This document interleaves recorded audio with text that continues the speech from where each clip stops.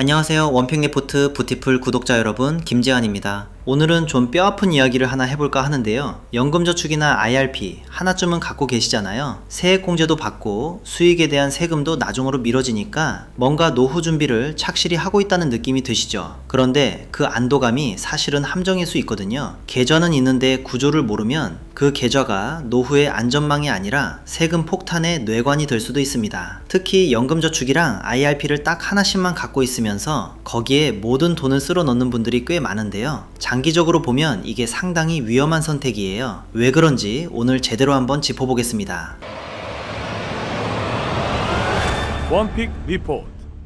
실제로 연금계좌 구조를 어떻게 짜느냐에 따라 은퇴 이후 수령하는 금액이 수천만 원에서 억 단위까지 차이가 날 수 있다는 연구 결과도 있는데요. 수익률을 높이는 것만큼, 아니 어쩌면 그보다 더 중요한 게 바로 이 구조 설계입니다. 먼저 연금계좌 안에 들어가는 돈의 종류를 크게 세 가지로 구분합니다. 첫째는 연말정산에서 세액공제 혜택을 받고 넣은 돈이고요. 둘째는 세액공제를 신청하지 않고 그냥 넣은 돈, 그러니까 비과세 원금이에요. 셋째는 이 돈들을 굴려서 생긴 운용수익이죠. 문제는 나중에 연금을 수령할 때 세법이 이 세 가지를 전혀 다르게 취급한다는 겁니다. 세액공제를 받은 원금과 운용수익은 연금소득세 과세 대상이에요. 반면에 세액공제를 안 받은 원금은 꺼내도 세금이 없거든요. 여기서 진짜 중요한 기준이 하나 더 있는데요. 바로 사적연금 연간 수령의 1,500만원 한도입니다. 세액공제분과 운용수익을 이 한도 안에서 꺼내면 낮은 연금소득세율이 적용되거든요. 나이에 따라 약 3%에서 5% 수준이에요. 그런데 이걸 넘기는 순간 세금 세계가 완전히 달라집니다. 초과분 전체를 종합소득에 합산해서 누진세율을 맞거나 아니면 16.5% 분리과세를 선택해야 해요. 어느 쪽이든 지금까지 누렸던 연금계좌의 세제 혜택이 한순간에 무색해지는 거죠. 자, 그러면 이게 왜 계좌 개수랑 연결되느냐? 사실 연금계좌에서 돈을 뺄 때 법적으로는 세금을 안 내도 되는 비과세 원금부터 먼저 빠져나오도록 시스템이 설계되어 있긴 해요. 그러면 굳이 계좌를 왜 나누냐고 하실 수 있는데 진짜 이유는 통제권 때문이에요. 계좌가 하나뿐이면 내가 원할 때 원하는 재원만 골라서 뺄 수가 없거든요. 급전이 필요해서 뭉칫돈을 한꺼번에 빼다 보면 비과세 원금은 순식간에 바닥나고 과세 대상 재원까지 끌려 나오게 됩니다. 그 순간 연간 1,500만원 한도를 넘겨버리면 생각보다 훨씬 높은 세율을 적용받는 상황이 벌어지는 거예요. 이 문제를 피하려면 처음부터 세금이 다른 돈끼리 계좌를 나눠 놓는 게 핵심이에요. 가장 효율적인 기본 구조는 3개의 계좌입니다. IRP 하나, 세액공제용 연금저축펀드 하나, 그리고 세액공제를 신청하지 않는 비과세 원금 전용 연금저축펀드 하나, 이렇게 나눠두면 훗날 연금을 받을 때 인출 순서를 정교하게 설계할 수 있어요. 예를 들어 볼게요. 은퇴 직후에는 비과세 원금 전용 계좌에서 먼저 돈을 꺼내는 거예요. 이 돈은 애초에 세액공제를 안 받았으니까 얼마를 빼든 세금이 붙지 않거든요. 1,500만원 한도와도 무관하고요. 그렇게 비과세 원금으로 초반 생활비를 해결하면서 세액공제 받은 재원은 계좌 안에서 계속 복리로 굴릴 수 있는 시간을 벌어주는 거죠. 그 다음 퇴직금이 들어있는 IRP를 활용하고 마지막으로 세액공제분과 운용수익을 연간 1,500만원 한도 안에서 천천히 빼는 전략이 완성됩니다. 이건 단순히 세금 몇 푼 아끼는 수준의 이야기가 아니에요. 연금소득세율 약 3%에서 5%와 종합과세 최고세율 약 45%는 차원이 완전히 다른 세계거든요. 수십 년에 걸쳐 누적되면 세금 차이가 적게는 수천만 원에서 크게는 억 단위까지 벌어질 수 있습니다. 세금을 덜 내면 그만큼 계좌에 돈이 오래 남아서 복리로 굴러가잖아요. 결국 계좌를 어떻게 짰느냐가 노후 자산 총량을 결정짓는 핵심 변수가 되는 겁니다. 여기서 한 가지 더 짚고 넘어갈 게 있는데요. 연금저축과 IRP에는 시간 조건이라는 게 붙어 있어요. 최소 5년 이상 납입하고 만 55세 이후에 연금으로 수령해야 낮은 세율을 적용받을 수 있거든요. 그런데 이 5년 카운트는 가입만 해놓고 방치해두면 시작되지 않습니다. 계좌를 개설한 뒤 실제로 입금을 해야 그때부터 기간이 흘러가기 시작해요. 그래서 당장 큰 돈을 넣을 여유가 없더라도 일단 계좌를 만들어 놓고 소액이라도 입금해 두는 게 중요합니다. 시간은 한번 놓치면 되돌릴 수 없으니까요. 그런데 여기서 끝이 아니에요. 노후 준비를 연금저축과 IRP 안에서만 생각하면 시야가 너무 좁아집니다. 진짜 필요한 건 세제 혜택 계좌, 현금성 자산, 성장 자산이 하나의 시스템으로 돌아가는 구조거든요. 이 시스템의 핵심 축이 바로 올해 새로 등장하는 국민성장펀드입니다. 국민성장펀드는 2026년 6월에서 7월 사이 출시될 예정인 정책형 상품인데요. 정부가 첨단 산업 육성을 위해 추진하는 대규모 펀드에 일반 국민도 참여할 수 있도록 설계한 거예요. 세제 혜택이 상당히 파격적입니다. 여기서 한 가지 구분해야 할 게 있는데요. 국민성장펀드가 제공하는 건 소득공제예요. 연금저축이나 IRP에서 받는 세액공제와는 다른 개념이거든요. 세액공제는 결정된 세금에서 직접 깎아주는 거고, 소득공제는 과세 표준 자체를 줄여주는 방식이에요. 소득세율이 높을수록 소득공제의 체감 효과가 더 커지기 때문에 고소득자일수록 국민성장펀드의 절세 효과가 강해지는 구조입니다. 투자금에 따라 최대 약 40%까지 소득공제를 받을 수 있고요. 배당 소득에 대해서는 기존 15.4%보다 훨씬 낮은 9.9% 분리과세가 적용돼요. 거기에다 손실이 발생하면 약 20%까지 정부가 먼저 부담하는 구조까지 갖추고 있습니다. 다만 조건이 있어요. 세 가지 혜택 모두 최소 3년 이상 장기 투자해야 살아나거든요. 그리고 소득공제는 납입 한도에 따라 구간별로 차등 적용되기 때문에 본인의 연봉 수준에 맞춰서 전략적으로 접근하는 게 중요합니다. 구체적으로 보면 투자금이 3천만 원 이하인 구간에서는 약 40%의 소득공제율이 적용되고요. 3천만 원을 넘어서 5천만 원 이하 구간에서는 약 20%, 5천만 원 초과분에 대해서는 약 10%로 떨어지는 구조예요. 납입 한도는 최대 2억 원까지인데 소득공제 혜택이 적용되는 건 7천만 원 이하 구간까지라는 점도 알아두셔야 합니다. 그러니까 무작정 많이 넣는다고 유리한 게 아니라 본인의 과세 표준 구간에 맞춰서 가장 효율적인 금액을 계산하는 게 핵심이에요. 여기에 ISA까지 함께 엮으면 시스템이 한층 더 단단해져요. ISA는 예금, 펀드, 주식 등을 한 계좌에서 운용하면서 일정 금액까지 비과세를 받고 초과분은 약 10% 수준의 분리과세가 적용되는 구조잖아요. 의무 가입 기간은 3년인데 그 이후엔 유동성이 꽤 자유로워서 생활자금과 투자 사이에 완충 역할을 할 수 있거든요. 특히 금융소득 종합과세 기준인 연 2천만 원을 넘지 않도록 관리하는 방어막으로도 활용할 수 있습니다. 그리고 ISA 만기 자금을 연금 계좌로 이전하면 이전 금액의 약 10%, 최대 300만 원까지 추가 세액공제도 받을 수 있어요. 이게 왜 좋냐면 연금저축과 IRP의 세액공제 한도가 연 900만 원인데 ISA에서 연금으로 전환하면 이 한도 위에 별도로 300만 원이 얹어지는 거거든요. 그러니까 ISA를 잘 활용하면 연금 계좌의 세액공제 혜택을 사실상 더 늘리는 효과까지 누릴 수 있는 셈이에요. 연봉 구간별로 이 시스템의 비중을 다르게 가져가야 하는데요. 총 급여가 약 5,500만 원 이하라면 연금저축과 IRP에서 16.5%의 높은 세액공제율을 적용받을 수 있으니까 여기를 먼저 채우는 게 유리해요. 반면에 연봉이 높아서 소득세율이 약 35%에서 40% 구간에 해당하는 분들은 소득공제의 체감 가치가 훨씬 커지기 때문에 국민성장펀드 비중을 상대적으로 크게 가져가는 게 설득력이 있습니다. 연금저축과 IRP는 합산 연간 900만원 세액공제 한도를 채우는 방향으로 가고, 국민성장펀드는 3년 이상 묻어둘 수 있는 여유자금으로, ISA는 언제든 꺼낼 수 있는 유동성 안전판 자산으로 배치하는 식이죠. 한 가지 더 주의할 점이 있는데요. 금융소득 종합과세 기준인 연 2천만 원을 초과하는 순간 세금뿐 아니라 건강보험료 문제가 따라붙습니다. 건보 피부양자 자격이 박탈될 수 있고, 지역가입자로 전환되면 소득 대비 약 8% 수준의 건보료 부담이 추가되거든요.